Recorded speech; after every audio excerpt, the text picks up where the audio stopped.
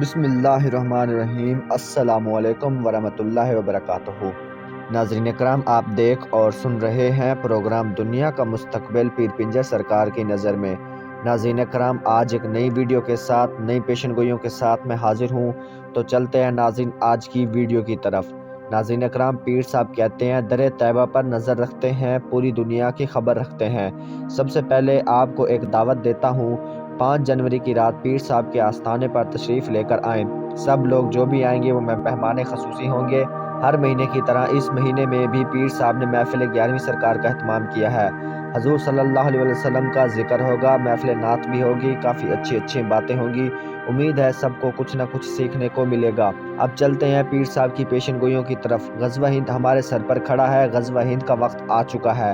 فوجیں بارڈر پر موجود ہیں، دشمن کے آمنے سامنے کھڑے ہیں، جدید اسلحہ بھی موجود ہے، ایٹم بم بھی چلیں گے، پاکستان اور ہندوستان میں اندھیرا چھا جائے گا، کئی دن تک سورج بھی نہیں نکلے گا۔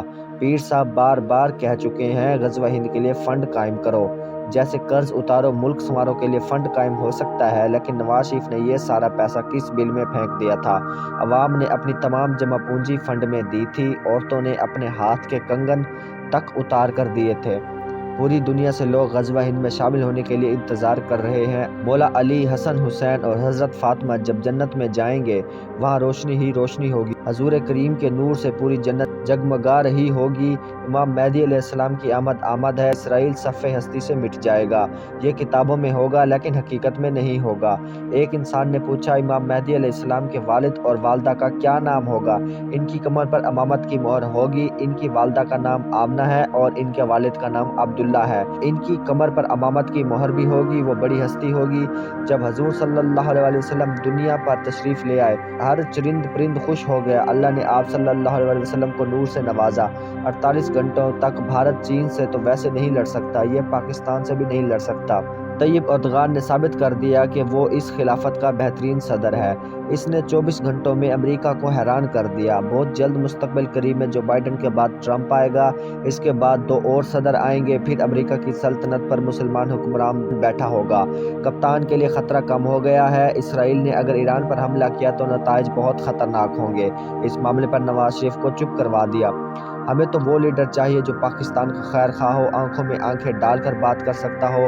مودی کو پھنسانے کے لیے چین نے روس سے ہاتھ ملا دیا۔ پیوٹن نے مودی پر پریشر ڈال دیا کہ تم چین چلو، صدر سے ملتے ہیں۔ امریکہ کی مودی کو وارننگ، اگر تم چین میں صدر سے ملنے گئے تو تمہیں سنگین نتائج بھگتنے ہوں گے۔ مودی یہ بات یاد رکھنا۔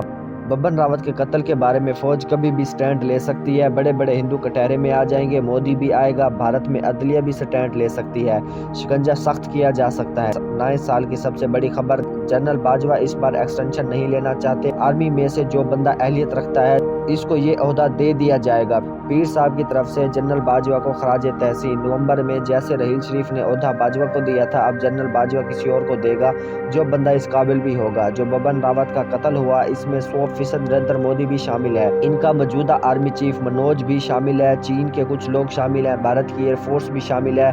بھارت کی خفیہ ایجنسی روا مودی کو پکڑنا چاہتی ہے۔ منوج کو بھی سائڈ پر کر کے مودی، راجناتھ، یوگی اور بڑے بڑے ہندو جرنیل ایک رات سب کو گرفتار کر لیا جائے گا۔ سب جیل میں ہوں گے، یہ وہاں بیٹھ کر گپ شپ کریں گے۔ روس نے S-400 بنایا تھا، اب پاکستان بھی S-400 بنا رہا ہے، بہت جلدی بن جائے گا، بلکہ ایسے سمجھیں یہ بن چکا ہے۔ پاکستان کے ہاتھ میں بہت قیمتی لوگ آنے والے ہیں، وہ لوگ بہت محنت کریں گے اور پاکستان میں جان ڈال دیں گے۔ یہ وہ لوگ ہیں جو ہر چیز بنا سکتے ہیں، جہاز، میزائل، سب کچھ۔ امریکہ 95% کام کرتا ہے اور پاکستان 100% کام کر رہا ہے، جدید سے جدید ہتھیار بنا رہے ہیں، 7mm کی گولی بھی ایٹمی ہوگی۔ آپ جہاں دیکھیں گے آپ کو ایٹم ہی ایٹم ملے گا۔ پوری دنیا کو کہہ رہا ہوں، ہم سے نہ چھیڑو، سب کچھ جلا کر راکھ کر دیں گے۔ مجھے بڑا فخر ہے، اللہ تعالیٰ نے بڑے ناز نخرے کرنے والا ملک بنایا ہے۔ عالم اسلام میں پاکستان کی بہت بڑی اہمیت ہے، یہ پاکستان ہے تبھی اسلام باقی ہے۔ اللہ کا بہت بہت کرم ہے، یہ جو بر صغیر کے اندر کوئی نبی نہیں آیا، اگر یہاں پر اتنا اسلام ہے تو یہ اولیاء اللہ نے دیا ہے۔ پاکستان کے تمام اداروں نے جو کچھ بنایا ہے سب پر اللہ کا کرم ہے، اللہ پاکستان پر بہت مہربان ہے، پاکستان پر اللہ کا بہت احسان ہے۔ جو لوگ جس ہتھیار سے مارتے ہیں، جو لوگ جس ہتھیار سے کسی دوسرے کو مارتے ہیں، اس کے بنانے والے کا نام بھی حساب کتاب میں لکھا جاتا ہے۔ جو لوگ اپنے بچوں کو قرآن مجید پڑھاتے ہیں تو قبر میں وہ غنی ہوتے ہیں۔ نواز شریف لندن سے آئے گا، سیدھا جیل میں جائے گا، کچھ دن جیل میں رہے گا، یہ سپریم کورٹ کا دروازہ کھٹکھٹائیں گے تو ان کی سزا میں کمی ہوگی، لیکن وزیر اعظم نہیں بن سکتے۔ میر صادق اور میر جعفر کی چھتری میں چھپ کر آ رہا ہے۔ نواز شریف سمجھتا ہے وہ پیدائشی وزیر اعظم ہے، وہ سمجھتا ہے اسرائیل امریکہ سب اس کے ساتھ ہیں۔ جب لوگ شادی کرتے ہیں تو کمرے کو سجایا جاتا ہے، جتنی محبت ہوتی ہے وہ اپنے محبوب کے لیے اتنی سجاوٹ کرتا ہے، جب وہ سجاوٹ خراب ہوتی ہے وہ لوگ اس کو باہر پھینک دیتے ہیں۔ ایک بلی وہاں سے گزری تو وہ سیج اس کے پاؤں میں پھنس گئی۔ بلی اس کو دیکھ کر بہت خوشی ہوئی، وہ دھوپ میں بیٹھ گئی۔ چوہوں نے دیکھا کہ بلی بڑی سج دھج کر بیٹھی ہے۔ چوہوں نے پوچھا تو بلی نے کہا کہ میں حج کر کے آئی ہوں، اب میں نے چوہے کھانا بند کر دیا ہے۔ چوہے بہت خوش ہوئے، انہوں نے باقی چوہوں سے کہا کہ بلی نے حج کر لیا ہے، اب چوہے کھانا بند کر دیے ہیں۔ سب چوہے خوش تھے۔ کچھ بوڑھے چوہوں نے کہا کہ اس کی باتوں پر یقین نہ کرو، بلی جھوٹ بول رہی ہے، لیکن جوان چوہے نہ مانے، سب بل سے باہر نکل آئے، خوش تھے۔ بلی بھی بہت خوش تھی۔ جب کافی چوہے باہر آ گئے اور اپنی موج مستی میں مگن تھے تو بلی نے ایک بار چوہے پکڑ کر کھا لیے، پھر دوسرے پنجے سے بھی پکڑ کر کھا لیے۔ چوہوں نے دیکھا کہ یہ تو پہلے سے زیادہ چوہے کھا رہی ہے، یہ حج کر کے آئی ہے اور یہ ایک چوہے کی جگہ 50 چوہے کھا چکی ہے۔ لندن میں 4 پلان بنائے گئے ہیں۔ پہلا پلان یہ ہے کہ عمران خان کو نکالنا ہے۔ پاکستان کی عوام کو اتنا بیوقوف سمجھتے ہیں، میں ان کی سوچ پر ہکا بکا ہوں۔